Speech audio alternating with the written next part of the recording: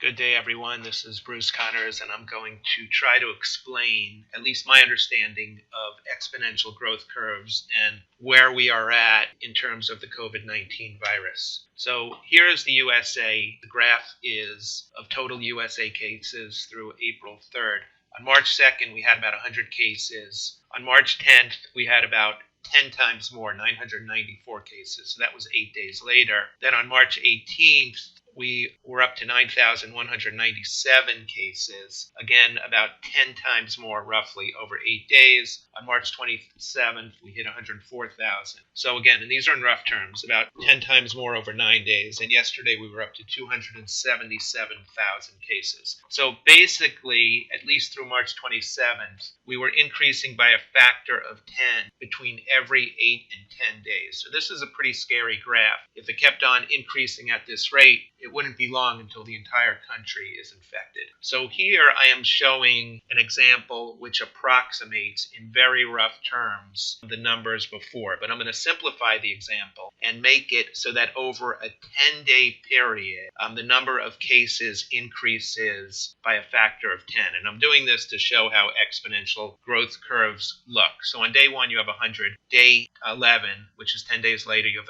1,000. Then 10 days later, day 21, you're about at 10,000. And then 10 days from that, you're at about 100,000. So the way the math works is the future cases is equal to the number of cases today times this factor, which coincidentally will get you to that 10 times multiple over 10 days, to a factor of t. And you do the math, and this is out 31 days, you'll get 99,939. So the U.S. has a total population of about 327 million, and assuming a daily growth rate of 25.89%, if the growth rate stayed consistent at 25.89%, how many days would it take to infect the entire United States? And you get 65 days. So that would mean that everyone in the country, assuming this constant growth rate, would be infected by May 6th. And all the math is here if you want to go through it later. But luckily, we won't have a constant growth rate of 25.89%. And this is how the exponential growth curve would look, assuming that. And here it is on a log basis. So you start at 100, and every 10 days later, you increase by a factor of 10 until about 65 days later, you're at about 327 million. And here again, in our simple example, the growth rate, this blue line, is a constant 25.89%. Now, here are the real numbers in the USA, and you'll see the growth in the total cases here, and here you see the day-over-day growth rate, which would be similar to what the 25.89% was before. You'll see how high it was, but it's been falling of late. And here is a graph of the day-to-day growth rate. And when it first started, we were generally between 25 and 40%, up until about March 20th or so. And even one day we hit 50% growth rate. But notice here, over the last 10 days or so, it's clearly been declining. And now we're in the mid-teens, 13, 14, 15%. And hopefully from here it's going to decline even more. So here is how the math works. And in this formula, N1 would be the number of cases, let's say tomorrow, and that would equal the number of cases today plus the growth factor times the number of cases today. And the growth factor, X, is going to be equal to Y times Z, where Y is the number of people that someone infected is exposed to each day, and Z is the probability that exposure becomes a new infection to the person that was exposed. So I'm going to completely make up some numbers here. And in this example, let's assume that we have 100 people are infected today, and that each of these people see 5 other people during the course of the day. So that would be the Y factor. And that 4% of that group, which would be the Z factor, become infected. How many people would be infected on the next day? So in our simple example, if you have 100 today, everyone's going to see, each of the infected people sees 5 people, and 4 of those become infected, times the number of people today would be 100. That's 100 plus 20, 120. So we go from 100 people on day 0 to 120 on one day later.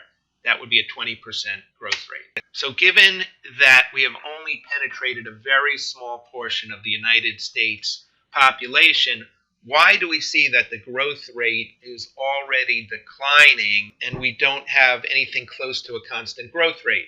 Well, there are two reasons for that, and I write them down here. First is we don't have pure random interaction. So for there to be a constant growth rate that stays really high for a long period of time, in theory, someone who is infected would have to basically see a completely new group of people on a random basis every single day. But that is not what happens. So if you think about this logically, let's say you work in Chicago or New York, and maybe you take a bus to work in Chicago or a subway in New York. Generally, you are seeing the same group of people on the bus every day. If you don't make the 8 o'clock bus, you make the 8:20 bus, but generally there's a rough overlap.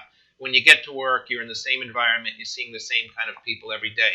If you go to the University of Florida and you're going to a particular nightclub, you're generally going to see the same group of people, for the most part, every day. So you don't have pure random interaction, which is what you need for the growth rate to stay really high.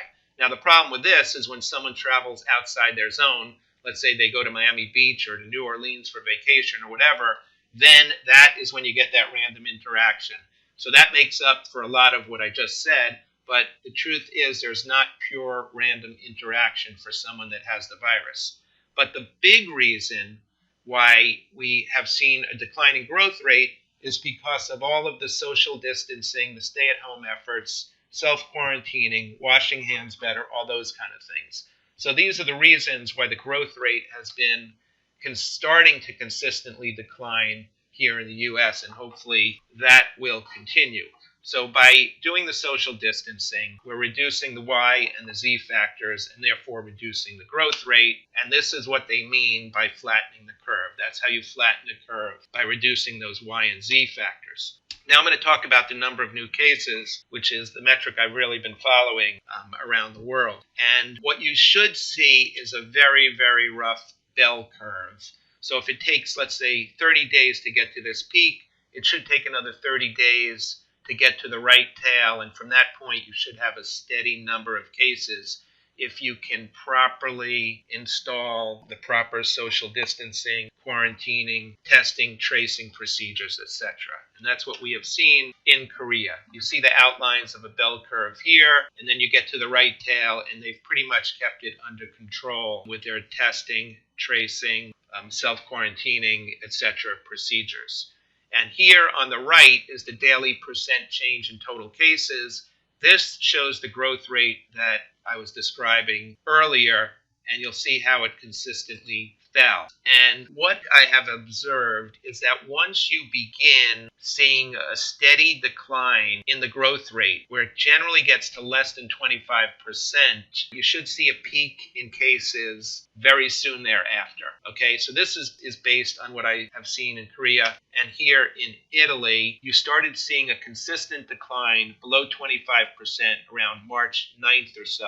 And then you saw a peak around March 21st, about 12 days later. So I think once you start seeing, and this is just my personal theory, a consistent decline in the percentage of daily cases or the growth rate, once the growth rate is consistently declining, you will see a peak in the total number of new cases at some point thereafter. So in the United States, we started to see this consistent decline, and hopefully it's going to be a consistent decline right here around March 27th or so, which says that the peak in total cases should be coming up hopefully soon. We will find out. And then in Florida, also in the last few days, started seeing what I hope is going to be a consistent decline in the growth rate, and then we should be seeing the peak hopefully soon. So that's all I have. If you have any questions or comments, please reach out to me. Have a great day.